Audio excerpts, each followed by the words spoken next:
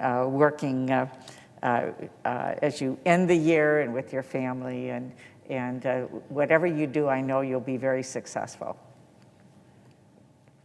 So, Madam President, it might be hard to believe it's actually December. In normal times, a lot of families in Michigan would be focused on getting ready for the holidays. And while Michigan children might still be counting down the days until Santa arrives, their parents have a lot bigger issues weighing on their minds. A Michigan dad has been out of work for months. He's wondering how long his family can keep scraping by in the new year after his unemployment runs out. A Michigan single mom whose hours have been cut and has been unable to pay the rent for months is wondering just how long it will be until her family is out on the street. The owner of a Michigan small business is wondering if he'll see enough of a holiday boost to keep the doors open and his 3 employees on the payroll. A Michigan retiree who's struggling to buy enough groceries is wondering if it's safe to wait in a long line at her local food bank, or if that's where she'll get sick. And Michigan families who've seen almost 9,300 of their grandparents and neighbors and uncles and cousins and friends and community leaders get sick and die from this horrible virus are wondering who's going to be next. The truth is, we're not just facing a health crisis right now, we're facing an economic crisis, we're facing a housing crisis, and we're facing a hunger crisis, all at the same time. Coronavirus cases, hospitalizations, and deaths keep rising, and we haven't even seen the effects of Thanksgiving gatherings yet. We're seeing unemployment claims tick up, and that's expected to get worse after seasonal jobs cut in January. Some studies have estimated that about 40 million renters in the United States are at risk of losing their homes. Already 10,000 eviction actions have been filed in a number of states. That's 10,000 families who need to find a new place to live right now in the winter, in the middle of a health pandemic. And we've all seen the massive lines of cars at food banks across the country. In a normal year, the food bank of Eastern Michigan helps about 14% of the population in 22 counties get enough food to eat. This year, they're helping 40% put food on the table.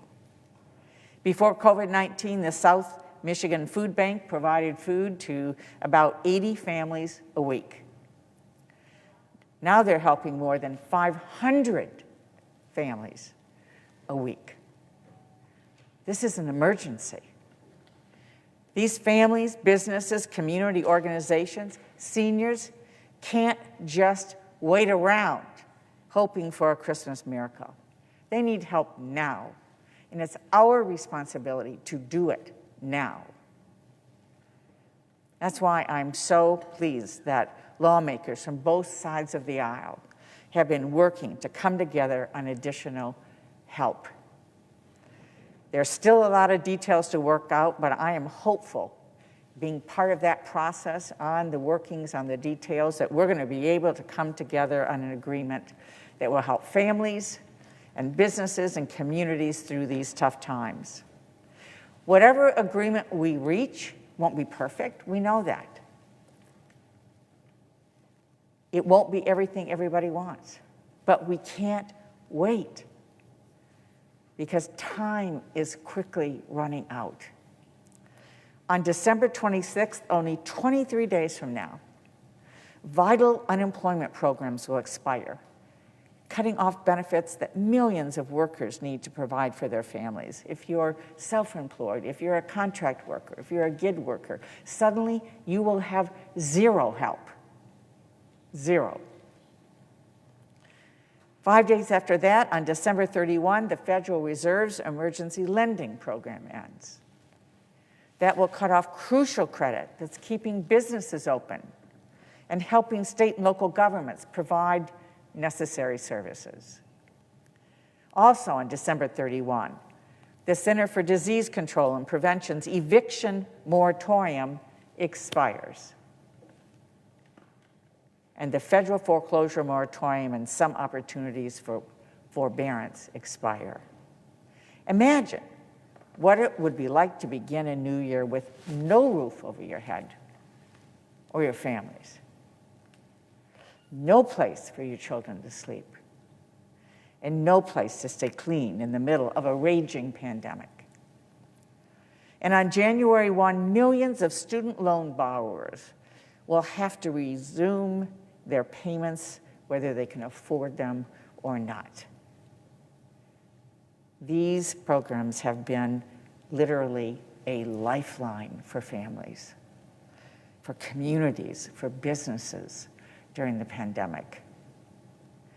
And while vaccines are on the horizon, and we are so happy to hear the progress, this pandemic is far from over. Cutting off this vital help now would be like an ambulance driver stopping 2 miles short of the hospital and making the accident victim get out and walk the rest of the way to the emergency room. We need to face this health crisis, this economic crisis, this housing crisis, this hunger crisis with seriousness and boldness. People in Michigan and across the country are crying out for help.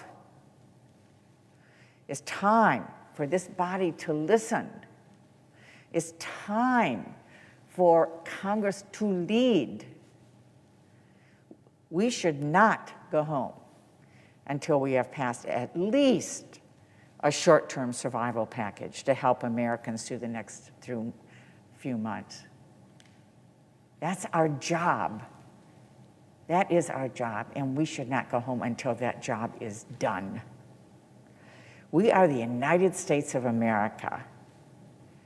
United States of America. Nothing is holding us back from helping our citizens other than just people's unwillingness to do it. Nothing. We're the United States of America. There is no reason we are not coming together, and shame on the Congress and the White House if we don't act now to help our citizens. There's nothing holding us back but the political will to do it. And it needs to get done. And there are many of us now on both sides of the aisle working to do that, and we need to make sure that people lean in together and get this done. Thank you, Mr. President. I yield the floor.